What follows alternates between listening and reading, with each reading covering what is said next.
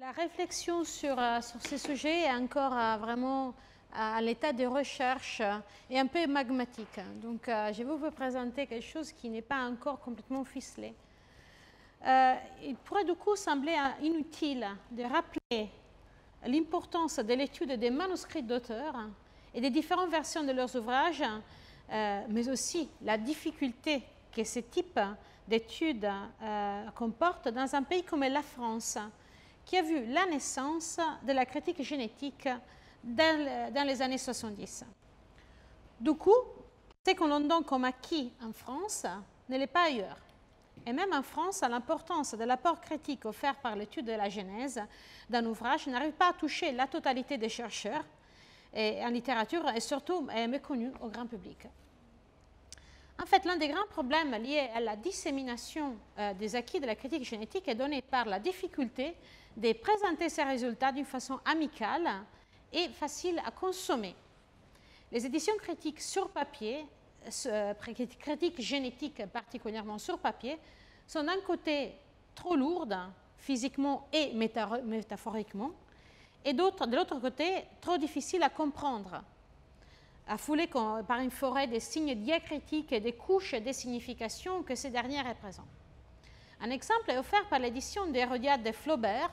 Vous voyez là le texte édité par Giovanni Bonaccorso, et là la liste des flèches avec leur signification, qu'est-ce qu'il veut dire.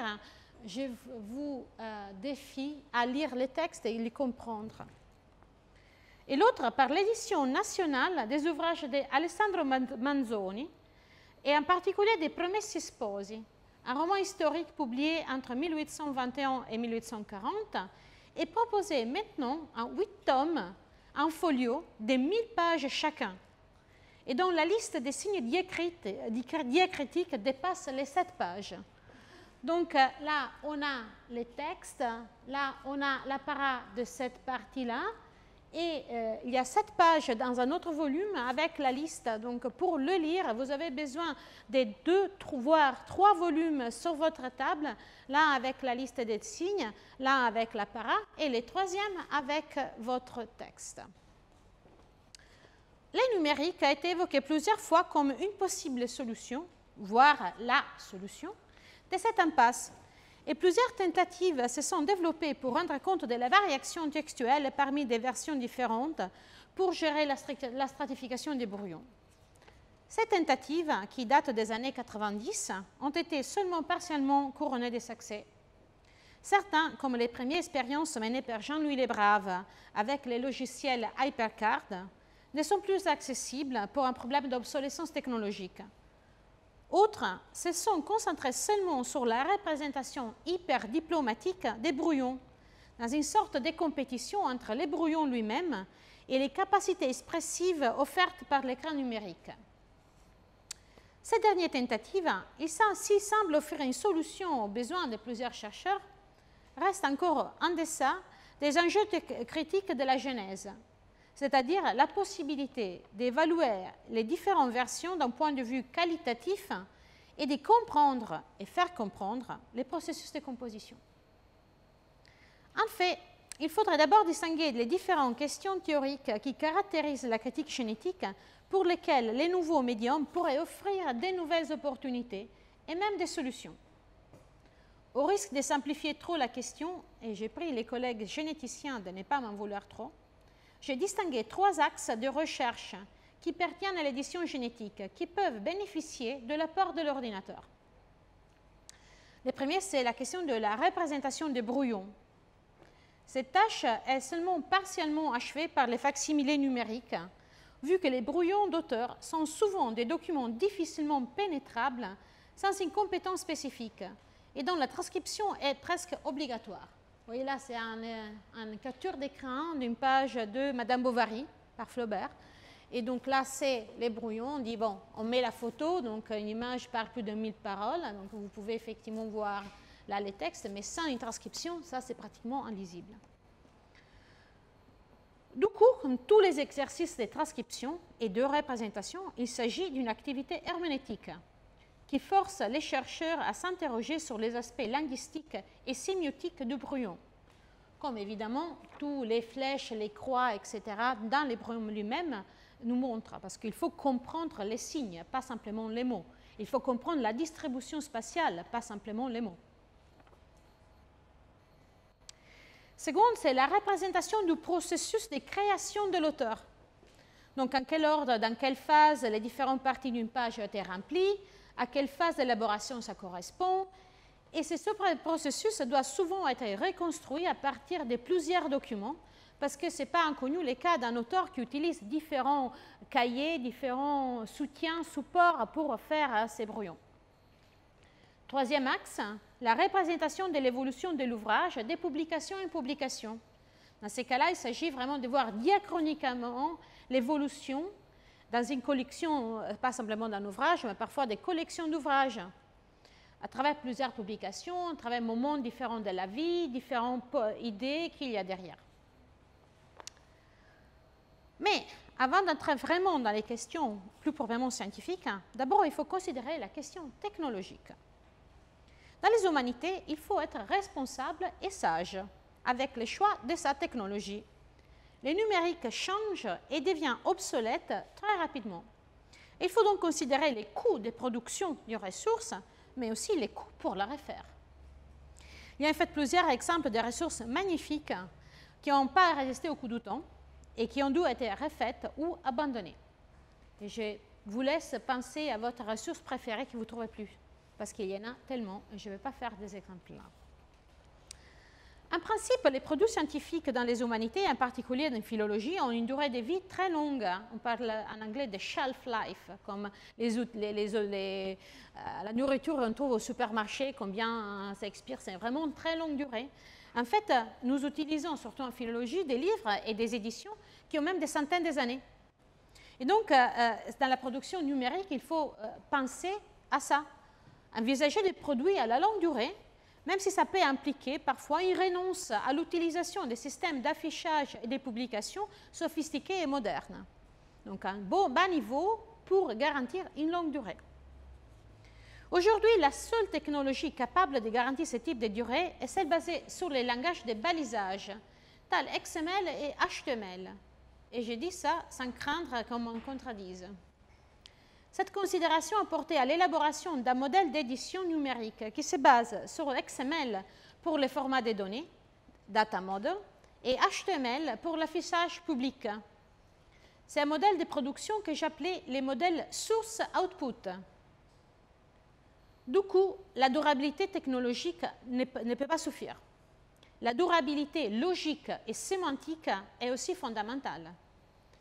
XML, comme on le sait, n'a pas de sémantique en soi, ce qui signifie la possibilité d'inventer son propre langage maison à chaque nouveau projet. Pour combattre cette tendance, le consortium international TOI a été créé à partir des années 80. 30 années après, il a produit le vocabulaire des balises XML les plus utilisés dans les humanités numériques, à niveau mondial. Au sein de la TOI, plusieurs discussions se sont déroulées, des groupes de travail se sont mesurés au défi de la critique génétique. Un effort qui a produit un modèle de balisage capable de répondre aux trois questionnements proposés par les axes dont je parlais avant, c'est-à-dire la représentation du brouillon, la représentation du processus de création et la représentation de l'évolution diachronique de l'ouvrage.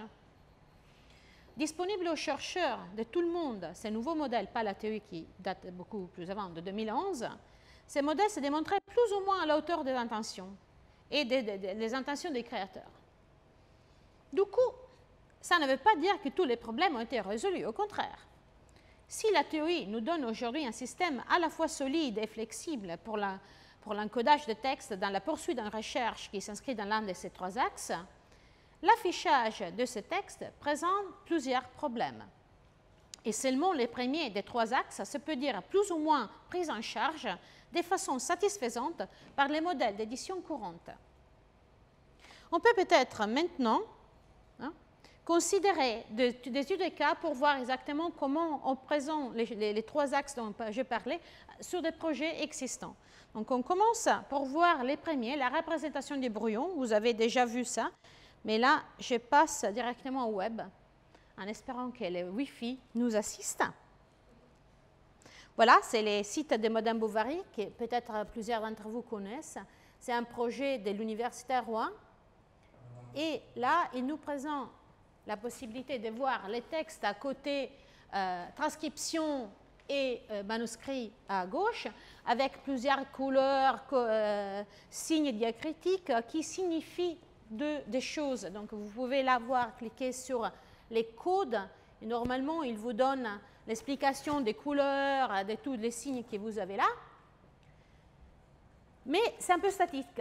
Donc, ça nous présente les manuscrits et ça nous demande à nous de faire l'interprétation, de dire, bon, qu'est-ce qui se passe là, comment le processus créatif a été développé. Donc, c'est une photo, si vous voulez, interprétée de ça, mais c'est quand même à un niveau plutôt statique. Un autre exemple, c'est donné par les manuscrits de Beckett.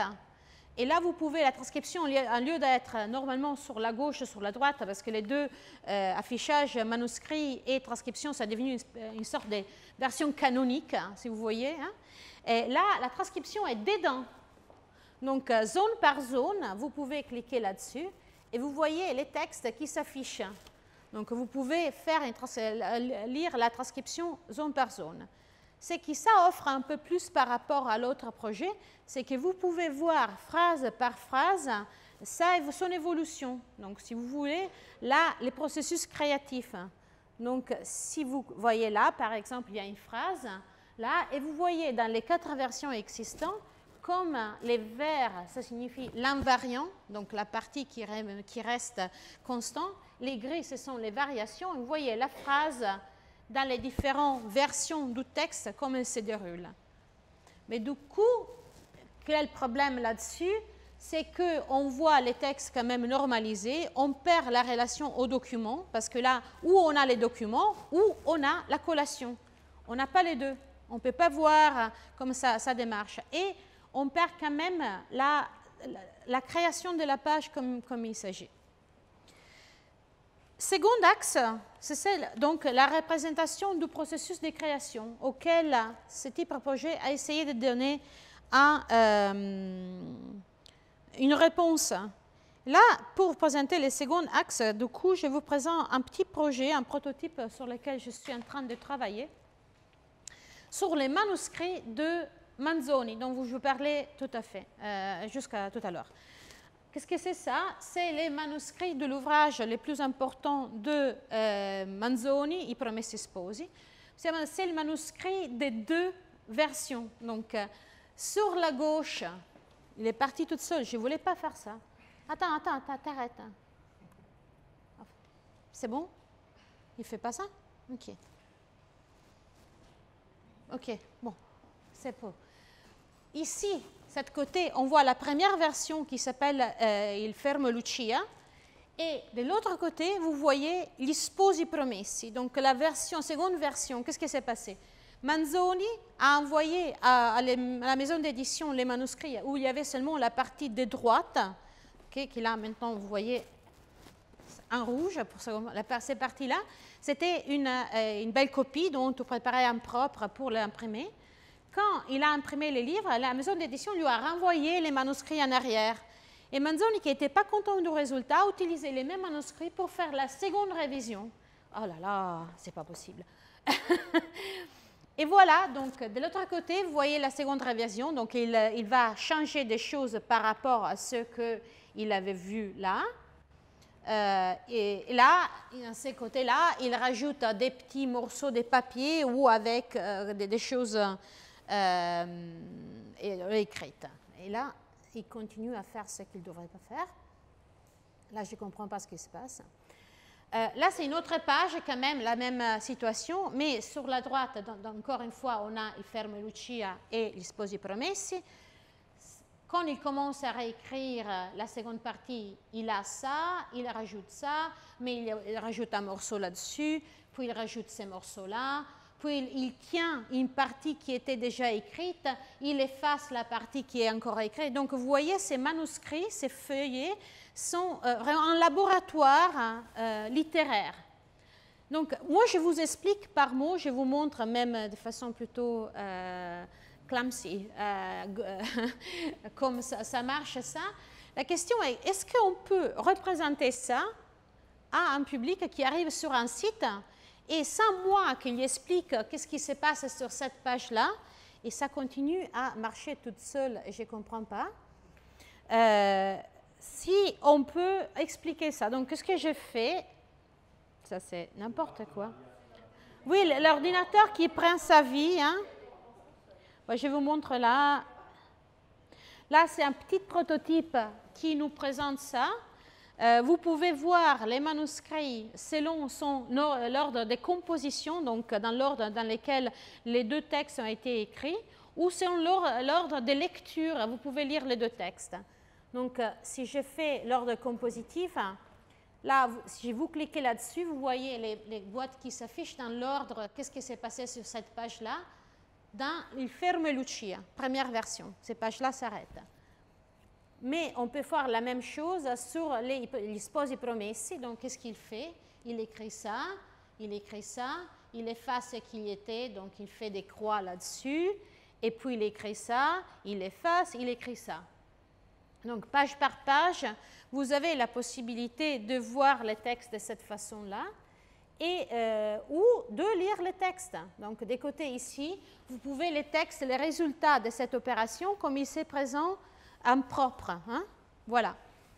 Et la même chose pour les tests de Fermo Lucia. Donc, vous pouvez passer de l'un à l'autre comme vous voulez.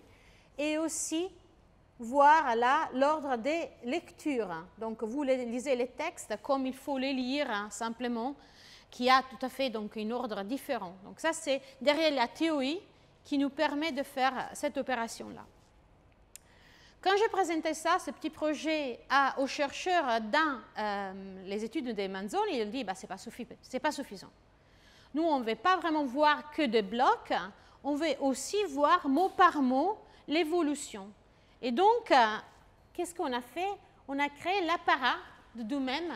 Vous avez vu peut-être d'ici, quand on vous fait afficher texte, vous avez les phrases, des petits liens sur chaque phrase.